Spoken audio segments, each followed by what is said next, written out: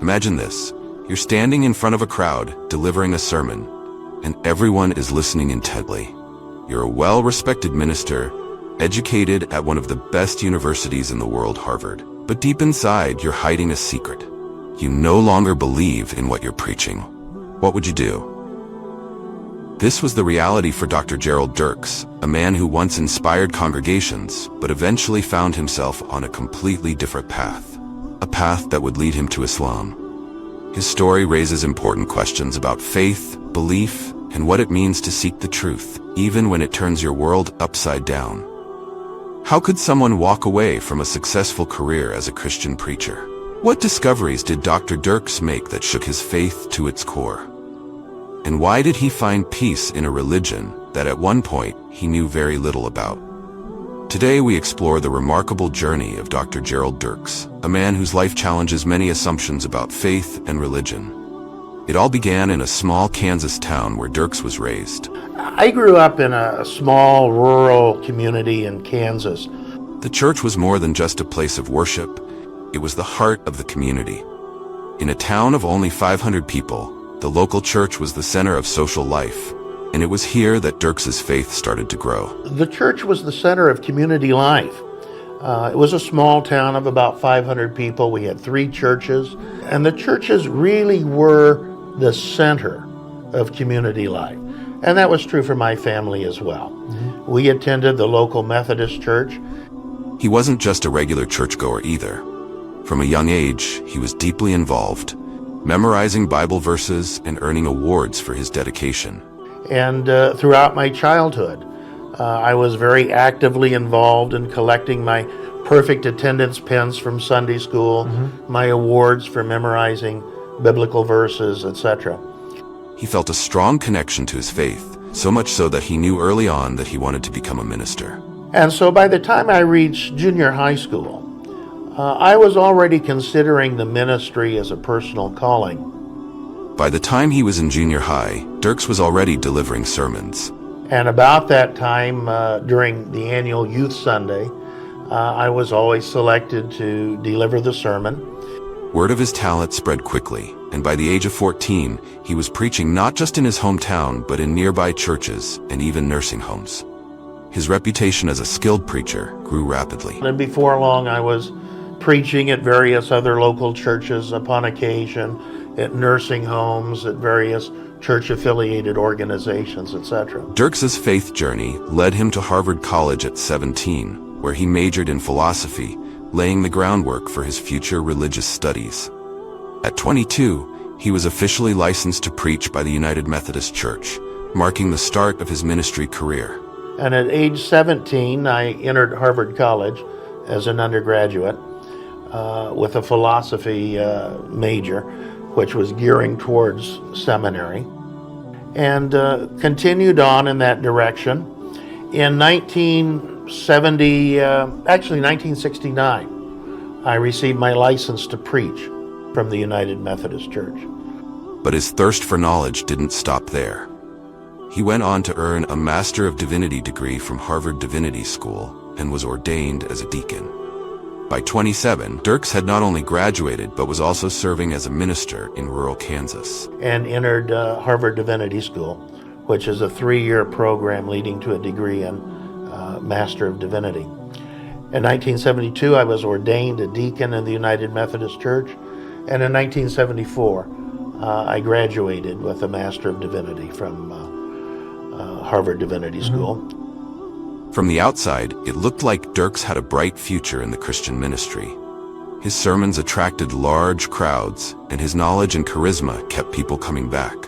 But behind the scenes, things weren't as they seemed. Typically, everywhere I preached, we set attendance records. Suffice it to say, attendance typically skyrocketed. While studying at Harvard, Dirks began to dive into the oldest biblical texts. For the first time, he saw how these texts had been altered over time, and how the central doctrines of Christianity, like the Trinity, the divinity of Jesus, and the crucifixion, were based on interpretations that had changed over centuries.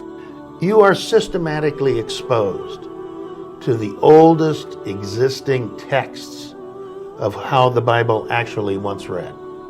you're exposed to the changes that were made in those texts, when those changes took place, why those changes took place, where those changes took place. So once you receive that knowledge, and those changes, by the way, raise serious questions about such fundamental Christian doctrines as the Trinity, the sonship of Jesus Christ, peace be upon him, the crucifixion event, and the doctrine of atonement and the blood. All of these come into serious question when you look at the oldest manuscripts that we have of what the Bible once said. Imagine discovering that the very foundation of your faith had cracks in it. For Dirks, this revelation was life-changing. The deeper he went into his studies, the more he questioned everything he had been taught. By the time he graduated, he couldn't ignore the doubts that had been building up inside him. The second thing you're exposed to is the actual history of the early Christian church.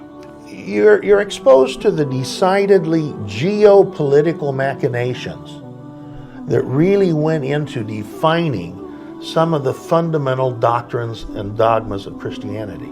Not theological considerations, not religious considerations, but political considerations that went in. You're also exposed to the tremendous breadth of knowledge, the tremendous breadth of opinion that existed within early Christianity. You know, it was not monolithic. Suffice it to say, there were many different branches to early Christianity. Now, the branch that survived basically into modern times was Pauline Christianity. This was the Christianity that developed out of the teachings of Paul or Saul of Tarsus. Just a few months after finishing at Harvard, Dirks made a bold decision. He stepped down from the ministry. He realized he couldn't continue preaching something he no longer fully believed in. This wasn't a decision he made lightly. Walking away from the church was incredibly difficult, but it was a step he felt he had to take to stay true to himself. But these are the two fundamental reasons why I left the Christian ministry. It really boiled down to an issue of personal integrity. You know, how could I stand behind the pulpit on Sunday morning and preach a sermon that I knew was at variance with the actual taproot of Christianity? And as a result, to preserve my personal integrity, I left the active ministry and pursued graduate school in clinical psychology. What's surprising is that Dirks wasn't the only one. Around half of his graduating class from Harvard Divinity School also left the ministry, unable to reconcile what they had learned with the doctrines they were expected to preach. And by the way, approximately half of my graduating class from Harvard Divinity School walked away from the parish ministry upon graduation. So I wasn't the only one. After leaving the church, Dirks entered a period of deep reflection. He continued to believe in God, but his views on Christianity had changed drastically. He no longer believed in the Trinity or that Jesus was divine. He also questioned the traditional understanding of the crucifixion. Yet, despite these shifts in belief, Dirks didn't abandon the Bible. He continued to study it, finding value in its moral teachings, even as he wrestled with its contradictions. Yeah, certainly I believe there was divine inspiration in the Bible in places. Yeah. I also realized that there were corruptions in the Bible in places. I believe very strongly that there was God, Yes. and only one God. But I had no belief in the divinity of Jesus Christ, peace be upon him. I had no belief in the doctrine of the Trinity. I had serious questions about the crucifixion event.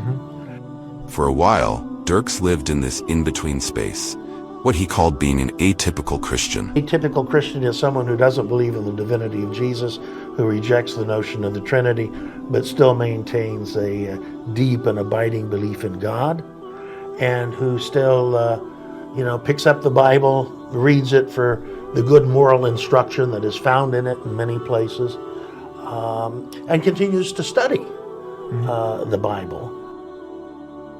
He believed in God, but found himself at odds with the core doctrines of Christianity. When he did attend church, it was a struggle, as he often disagreed with the sermons being preached. I would listen to a sermon. I would grit my teeth as I heard things I knew were not true. The Trinity, for example, or the divinity of Jesus, peace be upon him, or some of the statements that were made about the crucifixion or the doctrine of the atonement in the blood.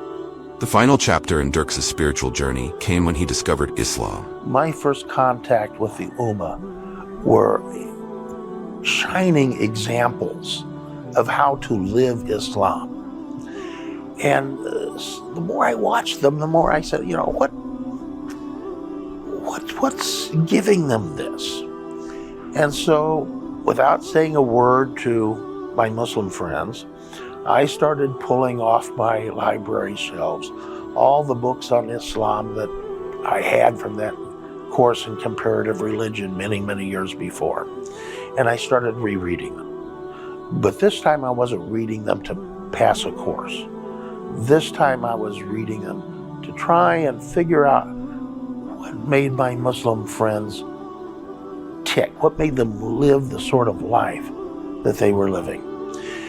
And so I exhausted those books, probably about 8 books, all written by Western scholars on Islam, and then began reading. Though the details of this transition are complex, it's clear that Islam provided answers that resonated with Dirks' evolving beliefs.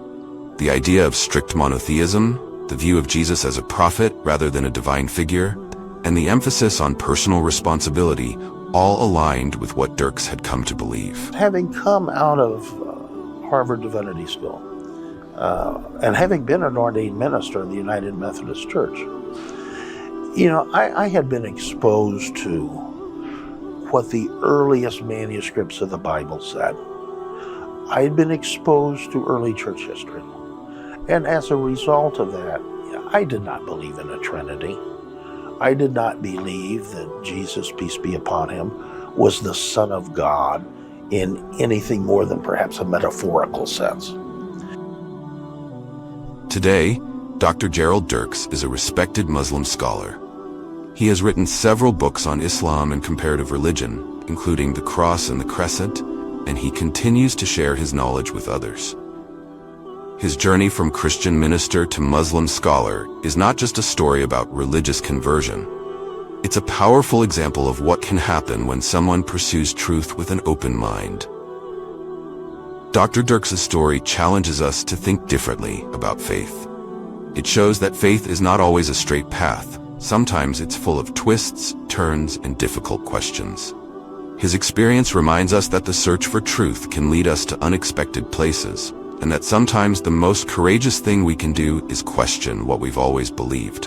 In the end, Dr. Gerald Dirks' life serves as a reminder that the pursuit of knowledge and truth is a journey worth taking, no matter where it leads.